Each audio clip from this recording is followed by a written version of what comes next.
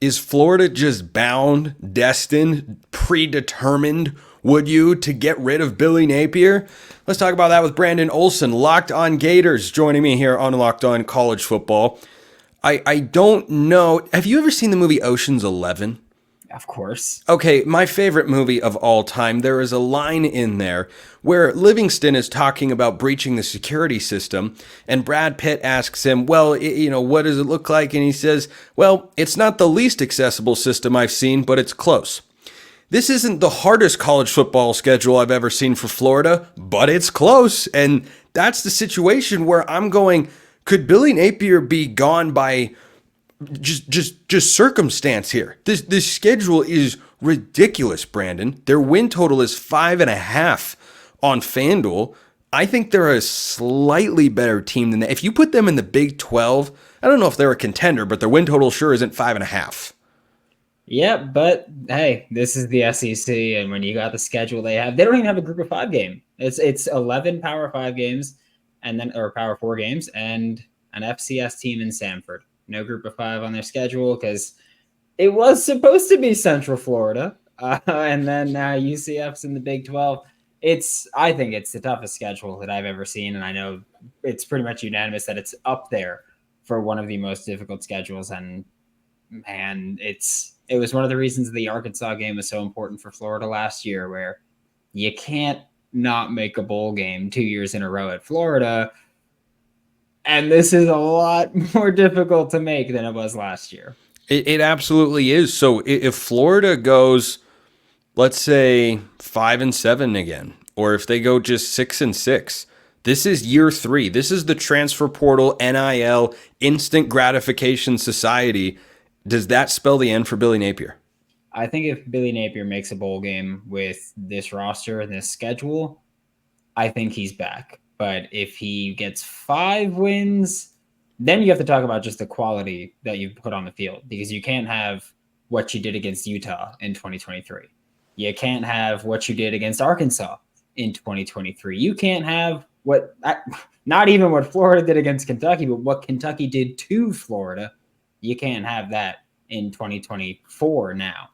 So it's just, if you don't improve at least the quality of your losses and you look like a more cohesive unit, pack it in, big dog. That's kind of where I'm at as well. And I just think about Florida, and I grew up with Urban Meyer's Florida. That's what I experienced as the Florida Gators as a kid. So just even having this conversation to me is crazy at some level, because we're talking, this would be like talking at some level about Alabama, and well, if they just make a bowl game, that'll be okay. That'll be good. That's not what the standard at Florida used to be, but that's what the standard has become. I don't think that's all Billy Napier, but certainly he hasn't been able to elevate the program. He's recruited decently well. We'll get to that in a sec, but you look at these games, Brandon, for those who are unaware, these are all games on Florida's schedule in 2024. Hosting Miami, hosting Texas A&M. That's just the first 3 weeks. Okay, you have another third-year head coach in state in Mario Cristobal who's got some urgency to win this year. He brought in a quarterback that I think is going to be the best on the field when those two teams meet in Cameron Ward from Washington State. Then you have Texas A&M coming in, Mike Elko. That's a big game. Big game for Billy Napier, not for Mike Elko, right? Year 1 expectations, I think, can be somewhat tampered in College Station, but they also have to go at Tennessee, host Kentucky. They have some winnable games in there. And then the back half, like Ricky Bobby would say, oh, sweet baby Jesus. At Texas, LSU, Ole Miss, at Florida State. Am I crazy for looking at it and thinking that's 4 losses right there? 5. Georgia, too. Georgia at the start of that run. I miss Georgia. Right. Because I wrote them off in my mind as, well, duh, of course, that's not going to happen. Georgia at the start of that run.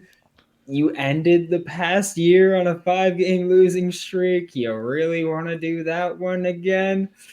I don't know. It's tough. I think that there's the Tennessee, then Kentucky game, and then there's the bye, and then Georgia. I think if you go into that bye week before Georgia with 5 wins, then maybe you squeak one out. Florida State's replacing a lot of guys. LSU's going from Jaden Daniels to Garrett Nussmeier, and sure, maybe you could squeak one of those out, but if you have 4 wins, you might as well pack it in because I don't think you're winning 2 of those games in that back stretch. And man, it's just especially if you're 4-3 going into that back stretch, what would make anybody believe that you can win 2 of those games against a hell of a gauntlet?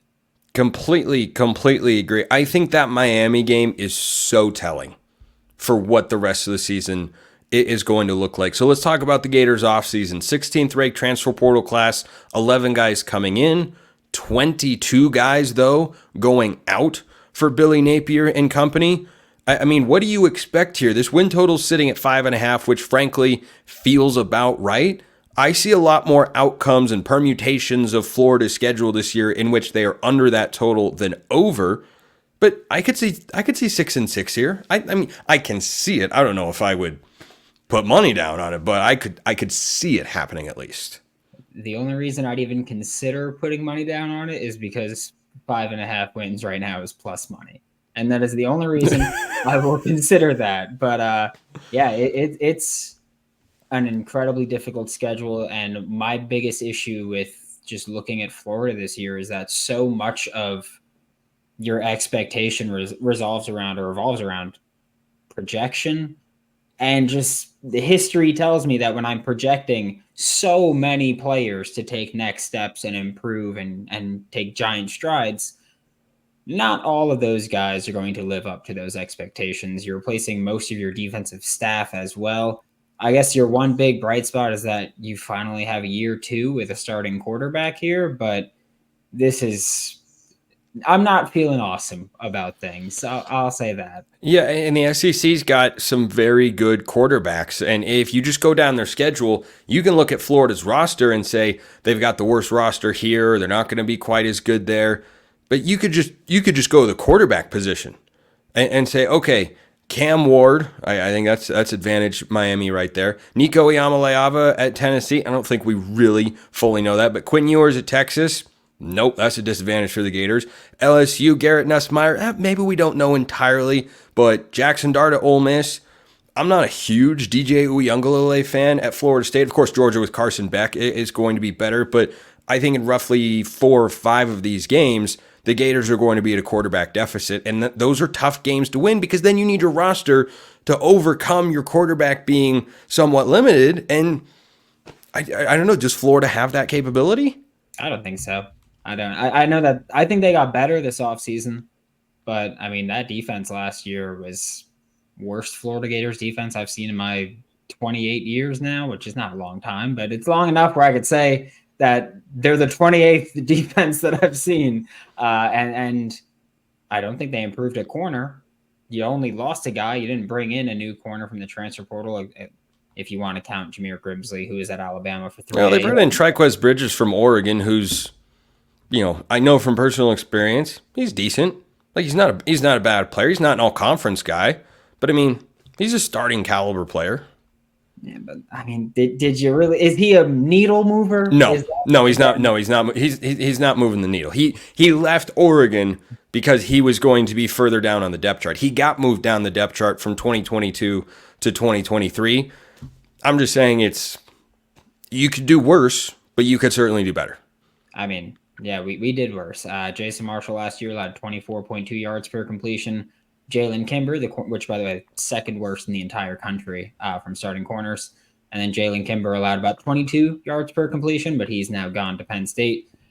Safety should be improved. Every spot is improved on that defense except for corner, which a little bit of an important position. It matters. Yeah, just a little bit, just a smidge. So I need your defense to be better. You lost Princely Umamiela, but I do think that the supporting cast that you brought in made your defense better overall.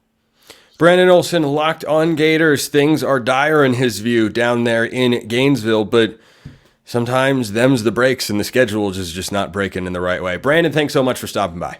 Thank you. Appreciate everyone listening. I will see you next time, and until then, hope you have a wonderful rest of your day.